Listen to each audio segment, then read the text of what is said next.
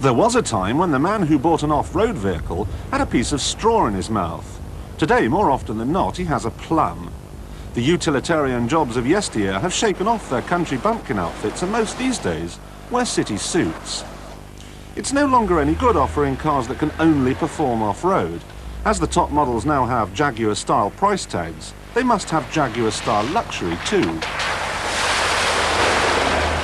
Make no mistake, their off-road ability remains undiminished, but their appeal these days is lodged firmly among people for whom the idea of going off-road involves driving into a puddle.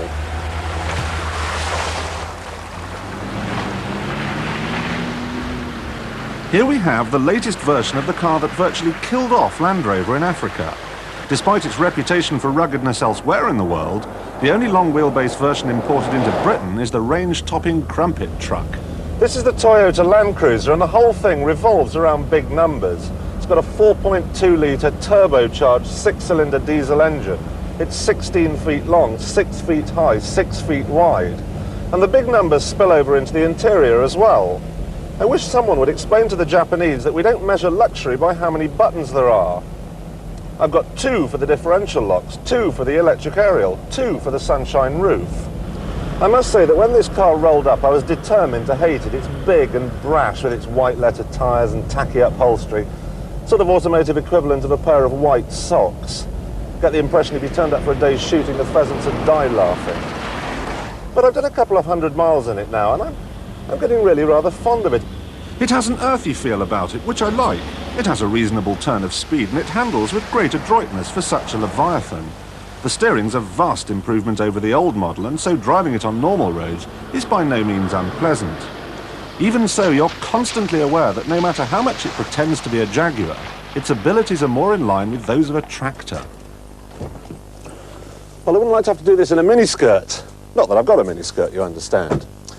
Now, the Mercedes is the other way around. The hideous exterior looks might lead you to think that it's a tractor, but the innards, well, they suggest otherwise. I know these pale colours are all very well for people, but I think the sheep might muck it up a bit. As opposed to the Toyota, which in its latest form is only imported as an 8-seater diesel, you can have the G-Wagon as a long or short wheelbase with petrol or diesel power.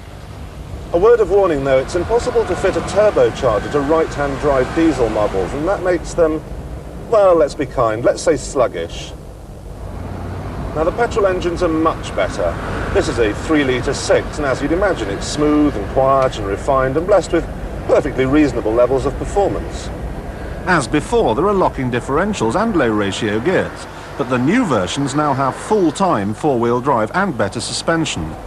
It looks the same though. The biggest change, superficially at least, is in here. All of these trim pieces appear to have been taken from £50,000 or £60,000 Mercedes saloons. And of course gives an immense feeling of quality, and of course it's all beautifully screwed together.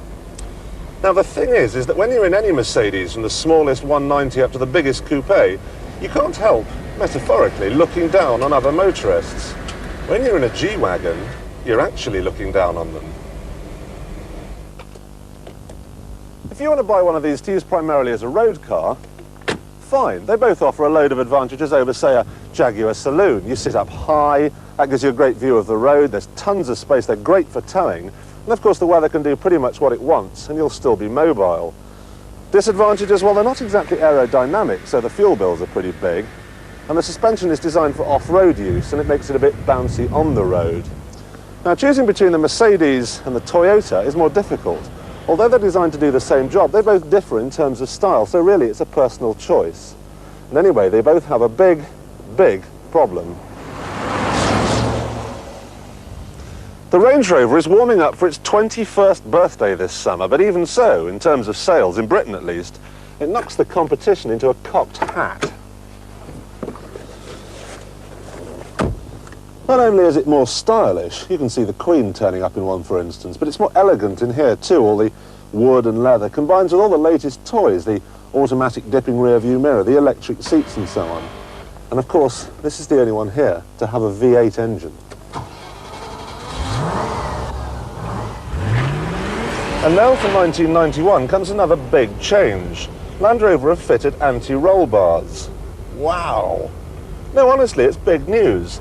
In the past, if a dog or a chicken or something ran out into the road and you had to take avoiding action, early Range Rovers used to roll around and give the impression they weren't really going to change direction at all. Well, this new model handles much, much better. And Land Rovers say the new roll bars haven't affected its wheel articulation, something that's made the Range Rover so good off-road in the past. As far as I can work out, they haven't harmed ride comfort either. Be in no doubt that the Range Rover is the best off-roader you can buy, even at £34,000 for this Vogue SE. The Land Cruiser is £7,000 less, while a similarly equipped G-Wagon is a staggering £10,000 more. Hardly surprising people don't take them off-road.